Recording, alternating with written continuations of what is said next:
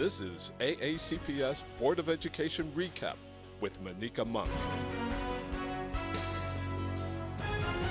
Hi, I'm Monica Monk, and this is the Anne Arundel County Board of Education meeting recap, where we'll give you a brief rundown of the board's most recent actions and what happened at the December 16th Board of Education meeting, just in case you missed it.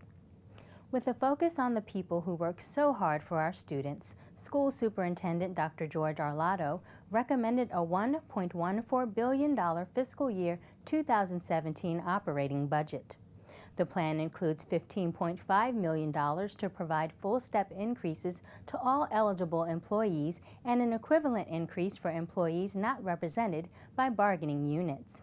It also includes $3.2 million for 33 new teaching positions to break even with ongoing enrollment increases and 10 additional teaching positions to begin to assist in the goal to reduce growing class sizes.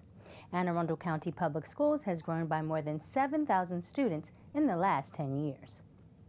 The recommendation also includes $15 million to replenish the school system's health care fund, which has been drawn down in prior years as the county has used it to fund other parts of the budget.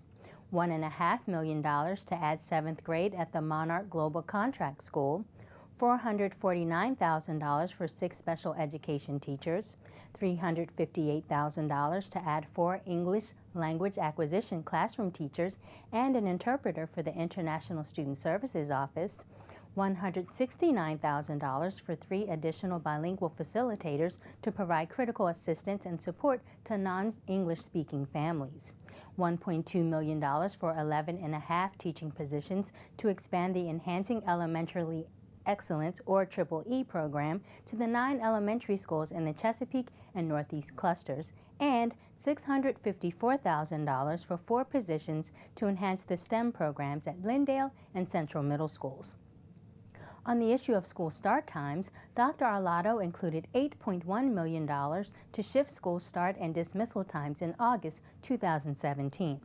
The funding would be combined with the $602,000 allocated by the County Council this year to enact a plan that would see high schools start at 8:30 a.m., middle schools begin no earlier than 9:30 a.m., and elementary schools open between 7:50 and 9:15 a.m.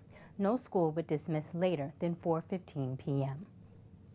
Dr. Arlotto said he arrived at the recommendation, which will be discussed at a series of community meetings in January and/or early February, because a multi-year plan to shift start and dismissal times would be difficult from a consistency of funding standpoint, and because some schools would have to shift hours 2 or 3 times. Shifting school hours in August of 2017 provides time for funding to be in place and for the necessary additional buses to be acquired by contractors. He also emphasized that the funding to shift school hours must be in place before any changes would occur and urged the county executive and county council not to take it from other areas of the budget. Details of Dr. Arlotto's proposal regarding start and dismissal times and a section for public comment can be found online. On the capital side, Dr. Arlotto recommended a $255.6 million capital budget to the board. It would allocate more than $74 million to pre-existing renovation projects, including Severna Park High School and Manor View, High Point, George Cromwell, Jessup, and Arnold elementary schools. It also includes $10.4 million for feasibility study and design funding for renovations to Edgewater, Tyler Heights, and Richard Henry Lee elementary schools, and $6.7 million in designing funding for a new Crofton area high school. $10 million for pre-kindergarten and kindergarten additions at Odenton, Woodside, and North Glen elementary schools, $10 million for a classroom addition at Odenton Elementary School and gymnasium additions at Woodside and Millersville elementary schools, $7 million for open space enclosures at Chesapeake High School, $1.6 million for renovation work at the Carrie Wheaton Science Center in Galesville, with the expectation that we will be able to open a pre-kindergarten program for 80 students in South County in the fall of 2017. The capital budget is $95.7 million more than the one approved by the board in September. Almost all of that increase is allocated to the pursuit of a federal government grant that would provide funding for renovations at Meade High School.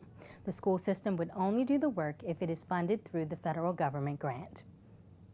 Details about Dr. Arlado's budget recommendation, a budget in brief, a video of his budget address, and the text of his remarks to the board can all be found on the school system website. The Board of Education has scheduled 2 public hearings and a public workshop on Dr. Arlado's budget recommendation. Public hearings will be held on Tuesday, January 5th at Old Mill High School and Thursday, January 7th in the boardroom in the Parham Building in Annapolis. Both hearings begin at 6. Those wishing to testify can sign up beginning at 5. Testimony will be limited to 3 minutes per person. A public workshop on Dr. Arlado's budget recommendation will be held at 6 p.m. on Tuesday, January 19th in the boardroom at the Parham Building in Annapolis. No public testimony will be taken at the workshop. The board is scheduled to approve a budget request to forward to County Executive Steve Shue in February. The County Executive's proposal will be considered by the County Council before it adopts a budget that allocates funding within prescribed state categories in June. The board may shift funding within operating budget categories before it approves a final school system budget no later than June 30th. You can listen to the superintendent's budget address and view the most recent board meeting in its entirety Sundays at 2 p.m. or visit the board meeting archive site on the web at www.aacps.org/boardvideos. You can view the next Board of Education meeting live here on AACPS TV on Wednesday, January 6th at 10 a.m.